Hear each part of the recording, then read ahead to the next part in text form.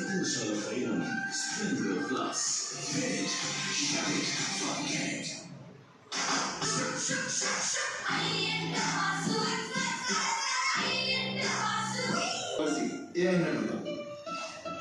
ఒక మంచి పాలసీ దాంట్లో ప్రీమియం ఒక మంచి పాలసీ అది హోమ్ లైఫ్ ఇన్సూరెన్స్ కవర్ ఇచ్చేది. లైఫ్ టైం సెలబ్రేషన్ చేసుకోండి. ఎల్ఐసి యొక్క జీవనోత్సవంతో ఫ్యూచర్ సెట్ అవుతుంది.